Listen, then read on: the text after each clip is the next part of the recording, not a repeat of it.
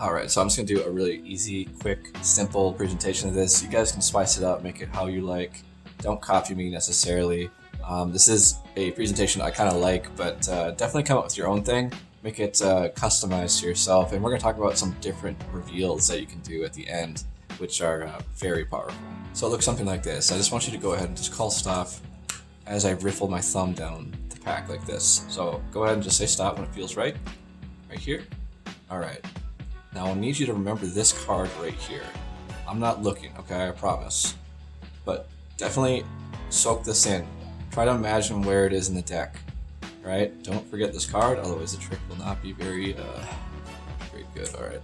So I want you just to try to envision where that card might be. Just think about where you saw it, what it was, envision layers, really visualize it. I'm being serious now.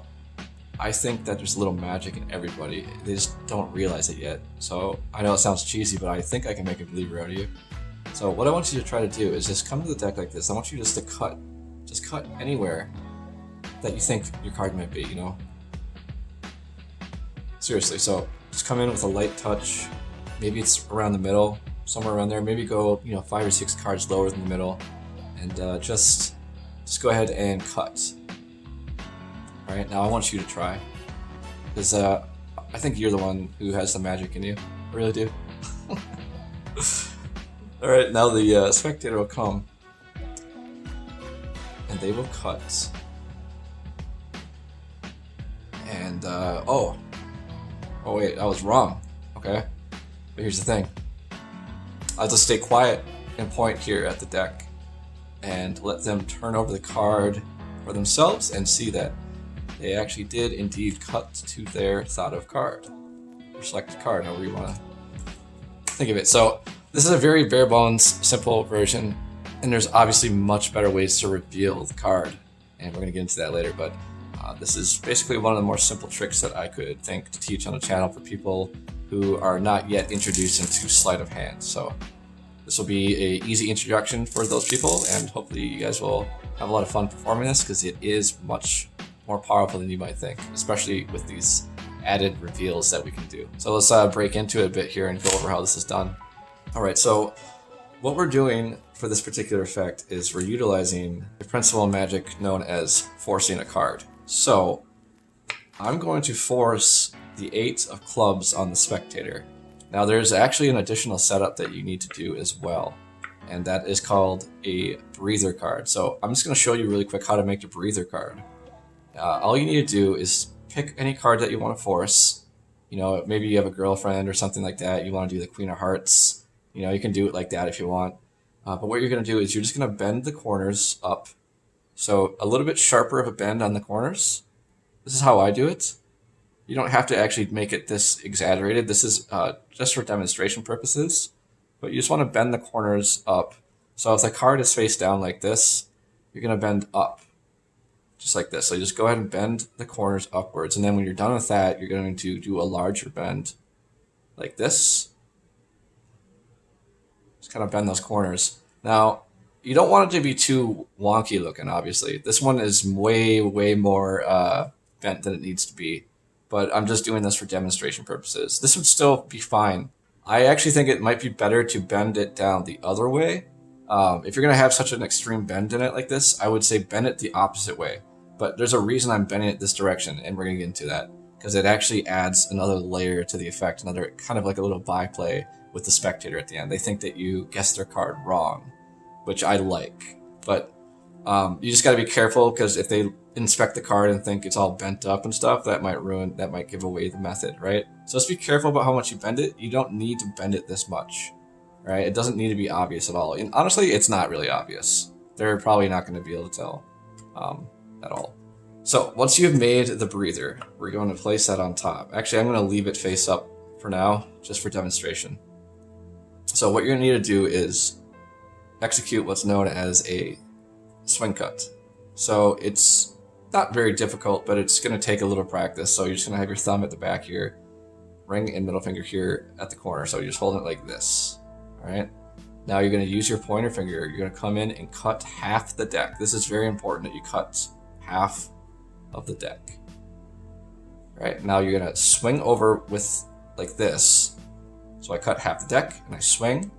And now this hand just comes and pinches between the web of the thumb and the palm. So like this, just gonna, and then you can just transfer it into a dealer's grip or a mechanic's grip. All right, now what I'm gonna do is I'm gonna place this packet on top and I'm gonna hold what's known as a pinky break. All right, so from the front, it will look normal as long as you put some pressure. So once you lay down the pack like this, you're gonna put some pressure up with the index finger, some pressure down with the thumb. So it will look normal from the front, you know, especially since you're gonna have it angled down. They're not going to be able to tell. But what you're going to do now is you're going to get your index finger underneath and apply pressure upwards and then just riffle down with the thumb. All right, so this is the easiest way to riffle down. I do it like this. This is going to require more finger strength. That will take time to build up to be able to do that. But for beginners, I do recommend just putting the index on the bottom like this, and then you can really bend the cards a lot easier.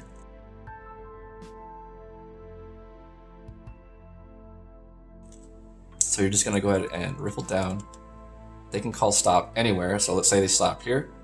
I'm going to get my thumb in the break back here. And I'm going to let go at the front and pick up at the same time. All right. And then I would just show the card like this. Or have them take it and look at it. And then have them put it back. And then I just drop it like that. Drop everything on top. Now, all we need to do is, you know, jazz it up a bit. So we're going to milk the moment. We're going to have some kind of a story or some kind of a premise here at this point and talk about what's about to happen. So it kind of builds up some of the suspense and everything. And now it's very important that you instruct the spectator exactly what they need to do. So you're basically teaching them the trick without them realizing it, okay? But you need to instruct them to say, feel around the middle and just with a light touch, pick it up just like this. So you're going to show them first, all right, by just picking up above the breather card. So how you do that is you're going to just kind of lever up with the thumb. You're going to find a place that their card isn't. So you're going to cut a little higher. And then you're going to turn over your hand like this and show the card like that. All right. Now you want to square it up on the table once you're done. So you can just use your fingers here like this to square it up, give it a nice little square, and then say, okay, now I want you to try. And then as they're doing it, I just tell them to basically envision, you know, that it's around the middle, maybe it's a little lower than the middle, maybe go a couple cards lower, you know, whatever. It doesn't really matter. It's just a psychological touch. You want them to have a light touch, though. You want to make them feel like they're just trying to be very precise with a light touch. Now they're going to pick up, and what's going to happen is that breather is going to create a small break, and it's going to cause them to cut to the card that's above their card. So it will be the 3 of hearts, but this is their card. Now they're going to think that they didn't get it right, but you're going to say, no. Actually, don't say anything. Don't say anything. Just be quiet and point at the packet. And they will go ahead and turn over the card, and they'll see that they actually cut to their card. So that's basically how the trick works. It's very simple, but it can be very powerful, especially if you do some different types of reveals. Like, this is the most basic reveal. I mean, it's still a pretty good, it's pretty hard hitter still, but there's definitely much more powerful ways to reveal this card. So you can have a prediction written down that they don't know about, written down inside the tuck case, like maybe on the flap of the tuck case. You can write down the card that they're going to pick. That's not that cool, but hey, it's another little thing. If you like it, you can do it. You can actually have a duplicate card, or the card itself. After you're done with the trick, you can actually put the card somewhere and they can find it later. So you tell them, I don't want to see the card. Say, I do not want to see the card. You just keep it to yourself. Okay? And then they'll be like, what the hell? That was weird. That wasn't really a magic trick. But you can actually put the card on their person. I recommend doing this to people you know, like family members or friends. You can put the card in their pocket. You can put it in their car, like in their car window. You can mail it to them. I mean, there's a million different things you can do for that type of reveal, but you know, it's kind of cool because you can actually go a day, 3 days, a week later they could find out, or they can find out an hour later. Maybe they go into their pocket and they find that the card's in there, and they're gonna be like, wow, what the hell? You know, that's a really nice way to reveal, but it's not, you don't get that instant gratification of the reaction right away, but they will definitely remember that trick and remember you as well. So that is one of my favorite ways to perform this. So keep that in mind, but there's a lot of different ways. You can have it written on your body somewhere. Like I've seen that on TV before. People like take off their shirt and like the cards written on them and stuff. That's kind of lame, but hey, whatever floats your boat, do it. You know, don't copy what I do if you don't want, obviously. So I do want to briefly mention a couple things about the breather card. So depending on how hard you bend it, obviously the more bend, the more likely that they will cut through their card. But even just an extremely light bend, it works really, really well. Honestly, as long as they pick up with a light touch, they will cut to the card. As long as it's around the middle, they're going to cut right to it. So when you cut the card to force it to them, this initial cut, you want to be pretty close to the middle. It doesn't have to be perfect, just around the middle. Like that's pretty much exactly the middle. But if I were to cut like right here, that would still work just fine. Right? Just remember where you initially cut, and then you can instruct them, be like, maybe cut around the middle, but just a few cards higher. You know, you just say some bullshit like that, and then they are more likely to actually cut to the card. But if it's in the middle, I mean, there's a 95% chance they're going to cut right to that card, honestly. So do not worry about too much. I hold the break, and then I do that force, and then I set it down, and they will cut to it. False reveal, because they think that they didn't get their card at first, and they turn this over and find out that wait, what? So that can actually happen sometimes where they will cut and the card actually is in the packet hand that they cut. It's somewhat rare, but it does happen. That's totally fine. It doesn't matter. Then they just see it right away and they got it. So that's perfect. But I do prefer it when it's a false reveal and then they turn this over. I think that gives it a little bit more oomph. So, but I would say 90% of the time they're going to cut and it's going to be here on the table instead of in the hand. 90% of the time. But there are those weird times where it will sometimes, they'll accidentally pick it up with where they cut and it will be up here, which is fine. Now, there's a way you can actually make it appear in the hand instead of on the table. You just bend it the other way. So if I want this to be an instant reveal, like they just cut right to their card, I just bend it the other way. I'm just doing a really crude one right now. So I just bend it the other way, then I, force, boom.